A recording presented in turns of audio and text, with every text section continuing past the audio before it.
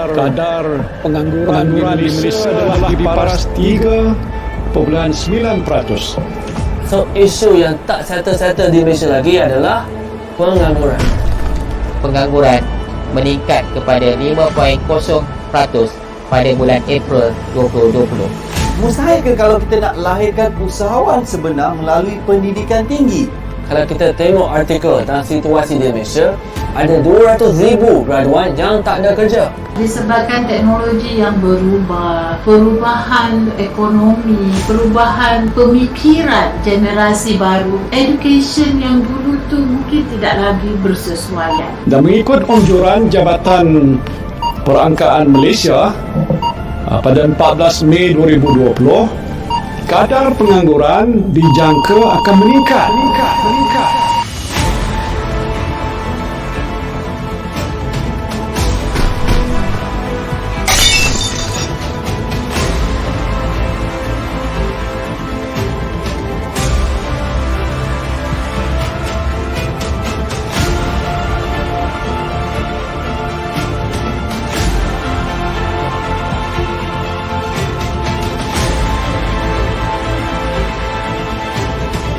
A marriage, perkahwinan antara traditional learning and kemahiran. Welcome to the revolution.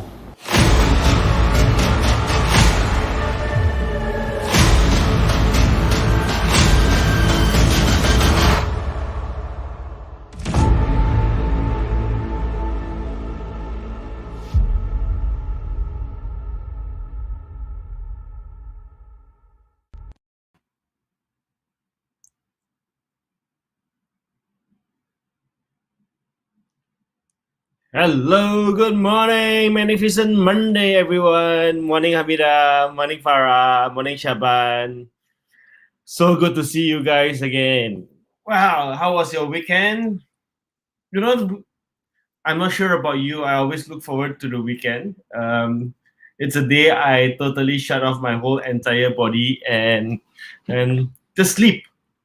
You know, some people say, hey, as an entrepreneur, do you give your time of rest? I always say yes, that's a must.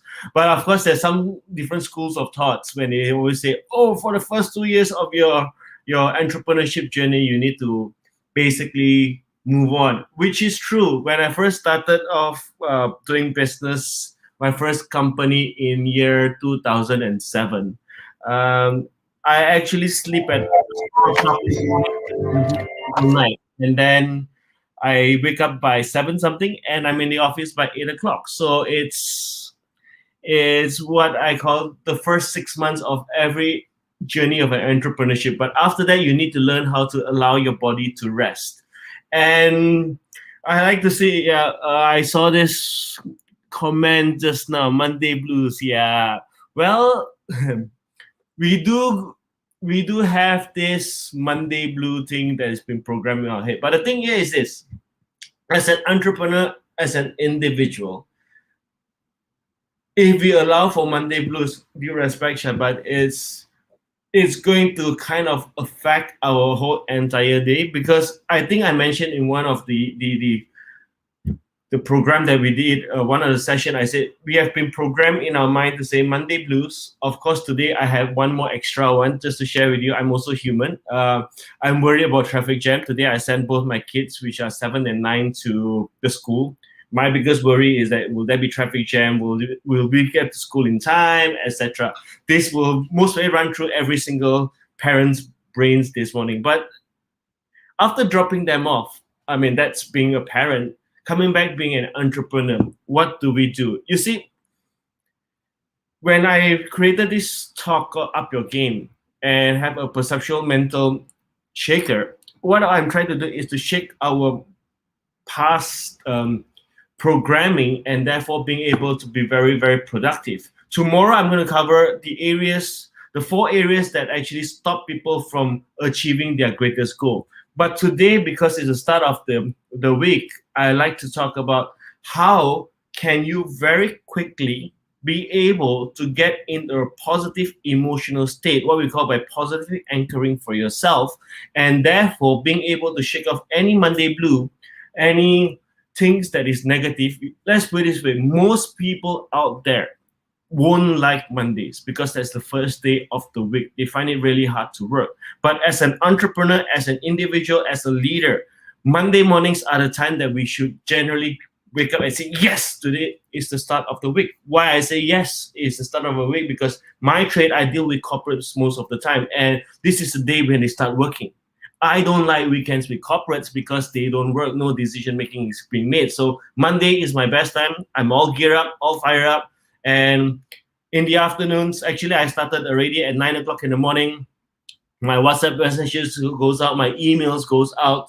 All right, I let them digest the information first. Then in the afternoon, I will start following up, confirming appointments, confirming stuff.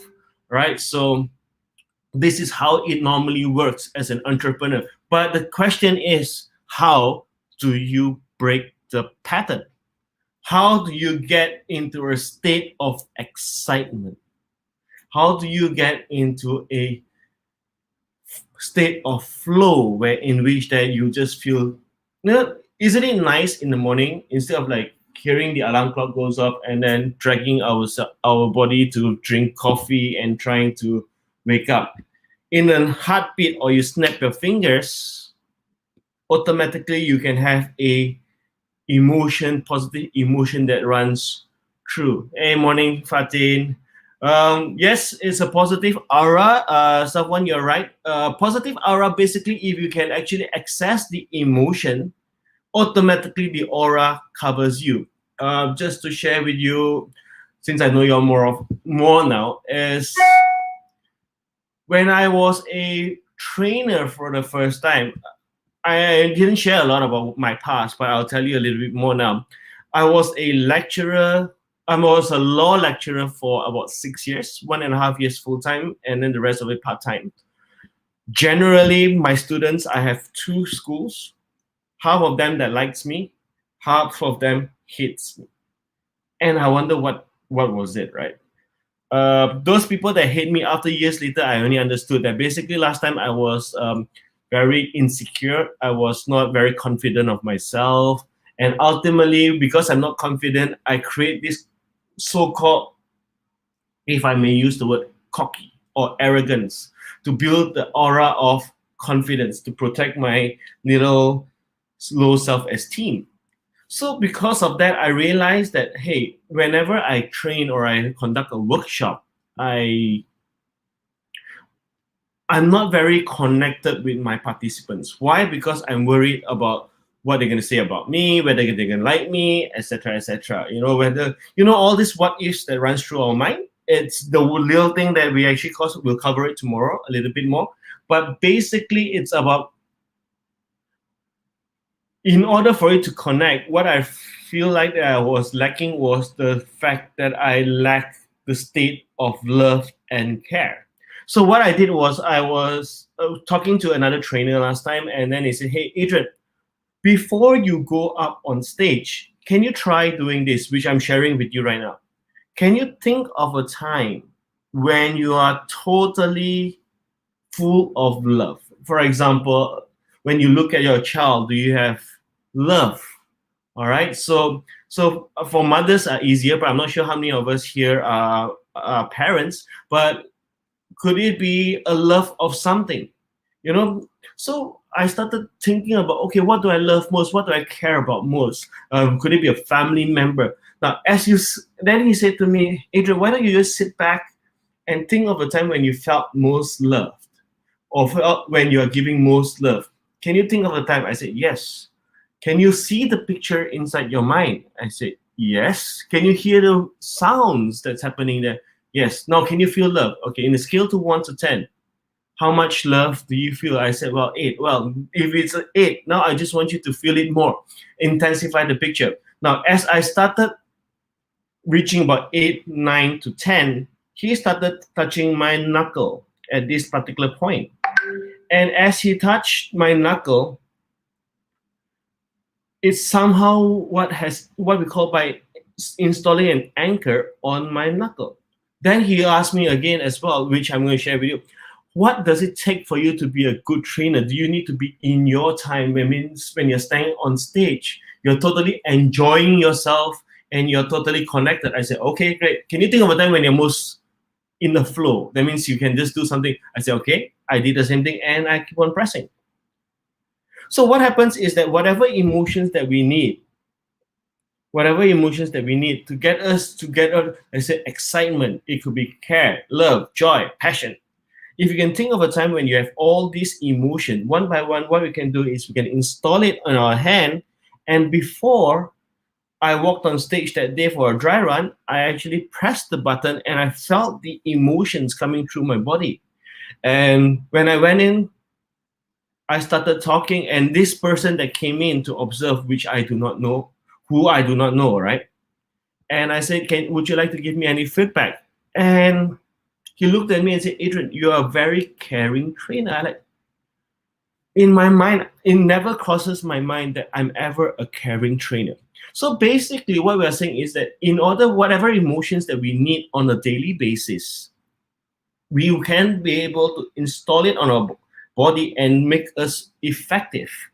All right. So basically that's what helps as well, because let's put it this way, we are all human beings.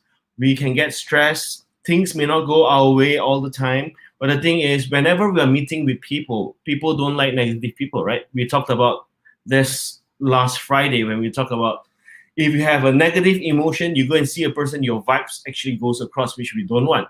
What we want to do is to be able to always amplify. Similarly, whenever you're dealing with a person as well, is whenever you're dealing with a person, be very careful. Always amplify the positive. Do not amplify the negative. You see, when somebody comes and tell me and say, hey, Adrian, can I have some advice from you? I'm having this problem with my boyfriend or with my girlfriend. And then the person, the guy is so bad. And then we're like, yes, sir. Wow, how come the guy is so bad? And as you talk to that person more, the person's negative emotion is amplified. And when the person's negative emotions amplify and the person's looking at you, what's going to happen? Now your face is equated to the negative emotions. And therefore, what we don't want is next time when a person sees you, the person actually feels the negative emotion. So basically what I do is, in terms of sales as well, I always amplify things that are good. Remember last week, I covered competitor, what is good? Competitor, what is good? Negative, good. Negative, good. So basically what we are trying to do is we're talking about whenever we are dealing with a person, whenever the person is really happy and excited, I normally do a gesture like this. You will notice most people or most successful people, they have very good positive anchoring. Example, if you have heard of Anthony Robbins, the world's #1 motivator, if you see somebody claps his hands like that, that's Anthony Robbins. There is another person that I always see, he always does this.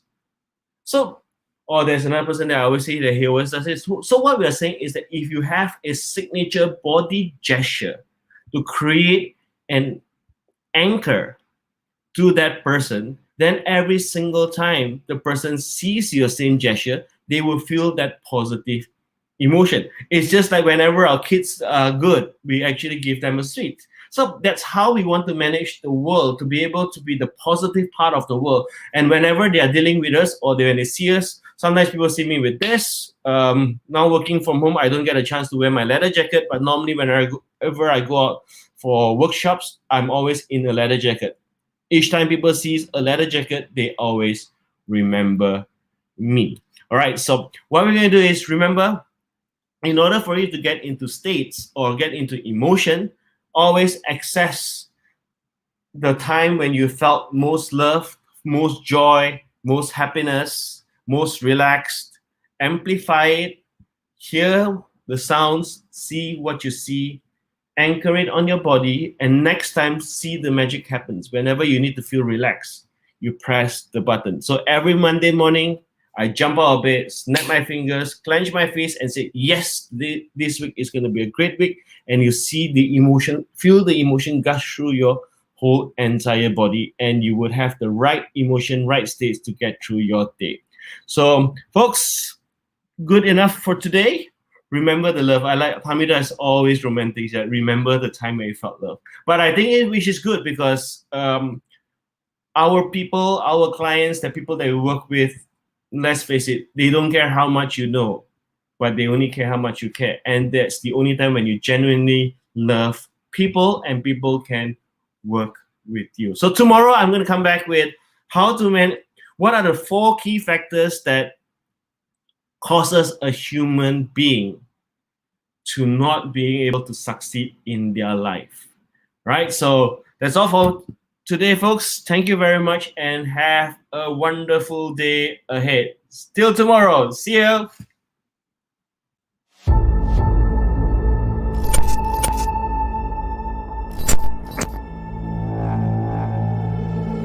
Malaysia juga menghadapi cabaran yang agak getir. Kadar pengangguran di Malaysia adalah di paras 3.9%. So isu yang tak settle di Malaysia lagi adalah Pengangguran meningkat kepada 5.0% pada bulan April 2020. Mustahil ke kalau kita nak lahirkan usahawan sebenar melalui pendidikan tinggi? Kalau kita tengok artikel tentang situasi di Malaysia, ada 200,000 graduan yang tak ada kerja. Disebabkan teknologi yang berubah, perubahan ekonomi, perubahan pemikiran generasi baru, education yang dulu tu mungkin tidak lagi bersesuaian. Dan mengikut anjuran Jabatan Perangkaan Malaysia pada 14 Mei 2020, kadar pengangguran dijangka akan meningkat.